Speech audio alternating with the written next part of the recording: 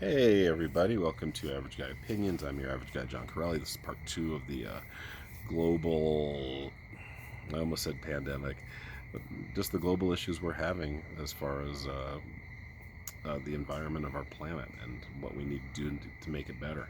Are we already beyond the pale? Who knows, I've seen some estimates that if we don't stop everything in the next 10 years, we're done. That's scary. Not just siphon it off a little bit, not just like Amazon patting themselves on the back for saying, oh, well, we're going to have no carbon footprint by 2040. Is there going to be a planet left by 2040? Are you kidding me?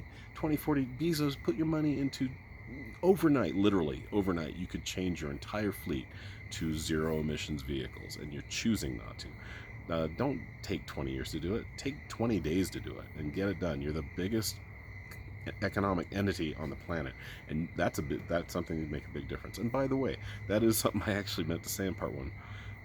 Buy locally, buy used, buy less. That's a big one. Just buy less. Don't fill your life with possessions. Fill your life with interactions and joy and music and stuff. I mean, yeah, maybe buy some music, but you don't have to. Guys, see some of these people with just possessions trying to fill the hole in their life. Fill it with something else, because all of that adds up. It's obviously not only bad because all that stuff has to be shipped from the other side of the planet and made by slave labor, essentially. I mean, we know it. We just don't want to think about it. But if you think about it, maybe you do something about it. So, like I said, I'm still on my boycott of Amazon. I haven't bought an Amazon product since last year.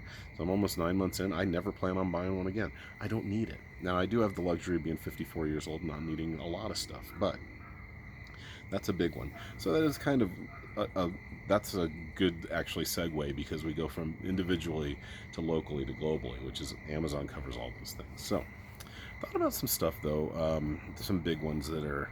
So I've seen some encouraging stuff on the other side of the planet. Actually, Nigeria has is basically a huge mangrove country, and Nigeria is a big country in Africa. I think they have the highest population of any country in Africa. I know they have a lot of people there, like 150 million, and they also have huge oil reserves. And I saw a really good article about a woman there who is planting mangrove trees. And the reason mangrove trees are important is not only for the environment of Nigeria, but also mangrove trees put out about 10 times more oxygen than your regular trees. So I am big behind anyone planting mangrove trees anywhere they can go, anywhere on this planet. Obviously coastal areas for the most part, but if we can plant mangrove trees, and I can't say mangrove trees, I'm saying mangrove trees, what the fuck? But if we can plant those all over in places that really don't matter. You ever been to Brownsville, Texas? It's gross. Put mangrove trees all over that thing. But all over where the swampy, crappy, not good beach areas of this planet, that could probably help a lot oxygenate the planet. I can't talk on this part two for whatever reason, but I'm going to keep going because that's what I do. I thought of something. This was one I thought of on my own. As the oceans will probably rise, because we are kind of beyond the pale as far as the polar ice caps melting. I thought about, we got to worry about our coastlines where many, many millions of people live. But I thought about a solution for that. And one of those solutions, if we can figure out how to desalinate water, take the salt water out and make it fresh water. And we should be able to do that. I'm quite sure we can do that. I don't know why it's being said that we can't do that. If we can do dialysis machines that turn dirty blood into clean blood for one human, why can't we take the salt out of water? I don't understand. So here was my thought though. I thought this was kind of a cool thought. So you take that, not only just desalinate the water and maybe distribute it to places for crops, or to give thirsty people water, but if you could do misters off the coasts of like, say you had these machines that could desalinate the water and mist it into the air at the same time off the coast of, say, California, Oregon, Washington, and then the jet stream brings that more moist air across our country. Could you start a new weather? Could you start new climate change? I mean, could you really have more rainstorms and cool the air and water the crops more without having to worry about our rivers that are kind of dried up right now. Because this drought coincides with the heating of this planet. It's funny because they say we're in the middle of a 20-year drought. We don't know where we are in the 20. We know that the drought started. The latest drought started around 2002. We don't know if we're in the middle of it. We're hopefully at the end of it. But we could just be at the beginning of it. The way we're going, this is just the beginning of maybe a drought until there are no humans left. Sorry, I was trying to be positive and I went back to bummer mode. But I thought this came up I think in this brain, because I've never heard of this being theorized before. But if these things could mist, desalinated water, these things would be in the ocean, like maybe 10 miles off the coast, and spray misted water into the air and somehow get caught by the jet streams and the weather systems that are coming from west to east, maybe it could make a difference. I don't know. Between that, mangrove planting, obviously, like I said in the last video, this is also one that is not only individual and local, it's also global. We have to get off petroleum and coal, or at least take it way down. Like I said, the pie chart before, I mentioned the pie chart in part one, where a big chunk of that is agriculture. A lot of it's the pork and the beef industry creates a lot of pollutants because of the methane caused by those animals that we slaughter for our food. And then another good quarter of it is transportation, which is mostly fueled by coal and our transportation mostly fueled by petroleum, obviously. And then the third chunk of that pie is coal that heats our homes. Not so much heats our homes, but supplies the electric plants to bring us electricity, or power plants to bring us electricity.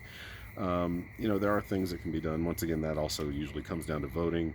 As an individual, you probably can't do a ton, but on a larger scale, there are a lot of cool things going on. Like I saw in Morocco, really sun-heavy countries, they are actually just fields and fields, acres and acres of solar panels, and they are actually selling some of the energy, because they get so much. It's 100 degrees there all the time, sunny all the time. So they are actually taking that energy and selling it to neighboring countries, including across the Mediterranean to Europe, which is really cool. And so if we can do that, and maybe hopefully there isn't too much greed going back either way, if we can just make these things happen. Like, I don't even have a problem with some people making money off of this. What I do have a problem is with people that are at the top and are just being frankly lazy and greedy. That's all it is. Like I said, I don't mind the greedy part. You want to be a billionaire and that makes you feel good about yourself, you go ahead, keep doing that. But can you just care about the rest of us? Can you take just tweak your industry and retool your industry for the good of the rest of the people that are still willing to pay you for energy. Instead of mining coal, have those design plants to make windmills, or the thing I was just talking about, solar panels. I know this is kind of a babble again, but I think the desalination thing, I feel pretty good about that. I feel like I kind of invented something there. But even if you can't do these misters and they wouldn't work, wouldn't it'd be great if you could just desalinate the water to distribute for, like I said, for crops and to for people, to drink water, because that's pretty important. Trying to think of some other things I've seen on a big scale. I know I had a couple, but honestly, it just starts. I think this is one of those movements that unfortunately have to start from the bottom and work its way up. I honestly think one way to get through to the people at the top would be to just have a worldwide strike. Just we say on, I don't know, just random day, November 17th, if it's a weekday, everyone just says, we're not going to work. We're just staying home. And if you, big industry and government, can't fix this, we're going to stay home until you fix this. We're willing to work our asses off. We've shown it. Those of us that are not the 1% are very easily distracted. You show us our football games, we'll go to work our slave wages for you. But eventually, we can't work if we can't live. Well, honestly, those would be two reasons to strike. One, to get living wages for everybody, and the other to just say, hey, clean up your act, top 1%. oil and coal days are done. Start making windmills and solar panels. And yes, and for the people that say, well, yeah, that is a carbon footprint too. Yeah, it does initially, but in the long run, you got to think ahead, right?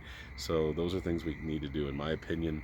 That's an average guy opinion. I hope you enjoyed the two-parter. I know it's kind of a ramble, but hey, you ever see someone in like 10 years do that desalination mister thing, and we're getting rain when we like we used to in the fall? Thank me. Make sure I get my money. All right. Love you guys. See you soon. Bye.